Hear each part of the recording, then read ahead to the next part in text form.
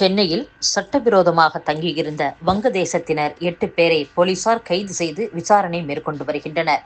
சமீபத்தில் சென்னை குன்றத்தூர் மற்றும் மாங்காடு பகுதியில் சட்டவிரோதமாக பதுங்கியிருந்த வங்கதேசத்தைச் சேர்ந்த 33 பேரை போலீசார் கைது செய்து 33 பேரில் 25 பேர் புழல் சிறையில் அடைக்கப்பட்டனர்.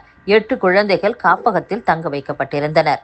இந்நிலையில் பூந்தமல்லி அருகே அகரமேல் கிராமத்தில் சட்டவிரோதமாக தங்கியிருந்த வங்கதேசத்தைச் சேர்ந்த 8 பேர் கைது செய்யப்பட்டுள்ளனர். இவர்கள் கடந்த 3 ஆண்டுகளுக்கு மேலாக இங்கு தங்கியிருப்பது விசாரணையில் தெரியவந்துள்ளது. மேலும் 50க்கும் மேற்பட்ட வங்கதேசத்தினர் சென்னையில் சட்டவிரோதமாக தங்கியிருக்கலாம் என்று போலீசார் சந்தேகப்படுகின்றனர். இதன் அடிப்படையில் போலீசார் தொடர்ந்து விசாரணை மேற்கொண்டு வருகின்றனர். ஈரோடு மாவட்டம் சிவகிரி அருகே தோட்டத்து வீட்டில் தனியாக வசித்து வந்த வயதான தம்பதி அடித்து கொலை செய்யப்பட்ட சம்பவம் அதிர்ச்சியை ஏற்படுத்தியுள்ளது. கொலை செய்துவிட்டு கொலையாளிகள் தப்பியோடி உள்ளனர். மூதாட்டியிடம் இருந்த 15 சவரன் நகைகளை கொள்ளையடித்துவிட்டு போன சம்பவம் அதிர்ச்சியை ஏற்படுத்தியுள்ளது. தம்பதியரின் உடல்களை கைப்பற்றிய போலீசார் கொலையாளிகளை தேடி வருகின்றனர். இந்த கொலை தொடர்பாக 5 தனிப்படைகள் அமைத்து குற்றவாளிகளுக்கு போலீசார் வலைவீசி தேடி வருகின்றனர். மத்திய தொகுப்பு மற்றும் தனியார் நிறுவனங்களிடம் இருந்து 2023-24 ஆண்டில் 8290 கோடி யூனிட் மின்சாரத்தை தமிழக மின் வாரியம் வாங்கியுள்ளது. இதன் மதிப்பு 55,754 கோடி ரூபாய். இந்த ஆண்டில் மின்சார ஒழுங்குமுறை ஆணையத்திடம் உத்தேசமாக ஒப்புதல் பெற்றதை விட 13,179 கோடி ரூபாய்க்கு 917 கோடி யூனிட் கூடுதலாக வாங்கப்பட்டுள்ளது. தமிழக மின் தேவையை மின் வாரியத்தின் சொந்த மின் நிலையங்களில் இருந்து கிடைக்கும் மின்சாரம் வாயிலாக பூர்த்தி செய்ய முடியவில்லை. இதனால் மத்திய தொகுப்பு மற்றும் தனியார் நிறுவனங்களிடம் கொள்முதல் ஒப்பந்தம் செய்யப்பட்டு மின்சாரம் வாங்கப்படுகிறது. இது தவிர நெருக்கடியான காலங்களில் மின்சார சந்தையில் இருந்தும் குறுகிய கால மின்சாரம் கொள்முதல் செய்யப்படுகிறது. ராமேஸ்வரம் ராமர் பாலத்தில் 1 கிலோமீட்டர் தூரம் நடந்து சென்று தரிசிக்கும் வகையில் ஆன்மீக கலாச்சார சுற்றுலா ஏற்பாடு செய்யப்பட்டுள்ளது என்று நாகையில் இருந்து இலங்கைக்கு கப்பல் இயக்கும் சுபம் என்ற தனியார் கப்பல் நிறுவன இயக்குனர் சுந்தரராஜன் கூறியுள்ளார். புதிய தேசிய கல்விக் கொள்கை 2020 படி பாடத்திட்டங்களை புதுப்பிக்க வேண்டும் என்று பல்கலைக்கழகங்களுக்கு பல்கலைக்கழக மானியக் குழுவான UGC உத்தரவிட்டுள்ளது. புதிய தமிழகம் கட்சியின் தலைவர் டாக்டர் கிருஷ்ணசாமி செய்தியாளர்களை சந்தித்தார். அப்போது வரும் 2026 சட்டசபை தேர்தல் பணியை துவங்கிவிட்டோம். கூட்டணி ஆட்சி என்ற கொள்கையை நோக்கி நகர்ந்து வருகிறோம். 2026 அமையும் ஆட்சியில் அனைத்து சமுதாய மக்களின் பிரதிநிதித்துவம் இருக்க வேண்டும். கூட்டணியில் இடம்பெற்றவர்கள் அனைவரும் அமைச்சரவையில் இடம்பெற வேண்டும் என்ற கொள்கை சார்ந்த விஷயத்தை முன்வைத்து வரும் 30ஆம் தேதி நாங்கள் மாநாடு நடத்தவுள்ளோம். ஜாதிவாரி கணக்கெடுப்பு மீது கொள்கை ரீதியாக எங்களுக்கு உடன்பாடு இல்லை. ஜாதிவாரி கணக்கெடுப்பு சில அரசியல் கட்சிகளின் வற்புறுத்தலுக்காக நடக்கிறது.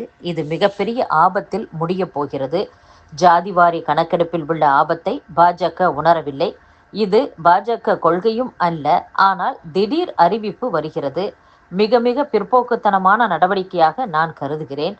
ஜாதிவாரி கணக்கெடுப்பின் நோக்கம் என்ன என்பதை மத்தியில் ஆளும் பாஜக அரசு தெளிவுபடுத்த வேண்டும் என்றும் டாக்டர் கிருஷ்ணசாமி கூறியுள்ளார்.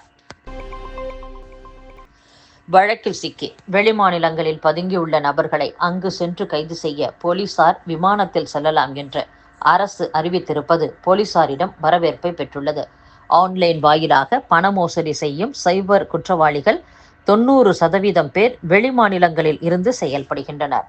அதேபோல மோசடி நிதி நிறுவனங்கள் நடத்தி பல கோடி ரூபாய் மோசடி செய்த பின் அதன் இயக்குநர்கள் வெளிமாநிலங்களுக்கு ஓட்டம் பிடித்து விடுகின்றனர். சொத்து அபகரிப்பு, பாலியல் தொல்லை உள்ளிட்ட குற்றங்களில் ஈடுபடுவோரும் வெளிமாநிலங்களுக்கு தப்பி விடுகின்றனர். அவர்களை கைது செய்ய முடியாமல் போலீசார் திணறி வருகின்றனர். போலீசார் வெளிமாநிலங்களுக்கு சென்று அவர்களை கைது செய்ய உயர் அதிகாரிகளிடம் அனுமதி பெறுவதில் நடைமுறை சிக்கல்கள் இருந்தன. இதனால் மாதங்கள் கடந்தும் போலீசார் வெளிமாநிலங்களுக்கு செல்ல முடியாத நிலை இருந்து வந்தது. இதற்கு தீர்வு காண வழக்குகளை துப்பு துலக்கவும் அதில் சிக்கிய நபர்களை கைது செய்யவும் விசாரணை அதிகாரிகள் மற்றும் போலீசார் வெளிமாநிலங்களுக்கு விமானத்தில் பறந்து செல்ல அனுமதி அளிக்கும் அதிகாரம் DGPக்கு வழங்க வேண்டும் என்று சட்டசபையில் முதலமைச்சர் அறிவித்தார். இது போலீசாரிடம் மிகுந்த வரவேற்பை பெற்றுள்ளது.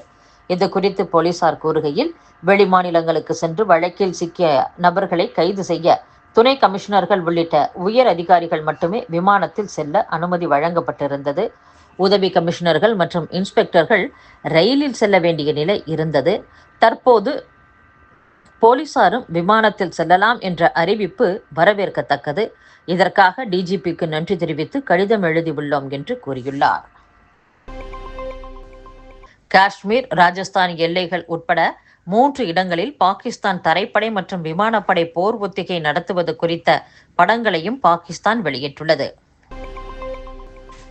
பீகார் சட்டப்பேரவை தேர்தலை மனதில் கொண்டு ஜாதிவாரி கணக்கெடுப்பு நடத்த மத்திய அரசு முடிவெடுத்துள்ளது என்று கர்நாடக முதலமைச்சர் சித்தராமையா தெரிவித்துள்ளார். இந்திய தொலைத்தொடர்பு சேவை நிறுவனங்களின் வருவாய் கடந்த டிசம்பர் காலாண்டில் 14.07% அதிகரித்துள்ளதாக இது குறித்த துறை ஒழுங்காற்று அமைப்பான ட்ராய் வெளியிட்டுள்ள அறிக்கையில் தெரிவிக்கப்பட்டுள்ளது.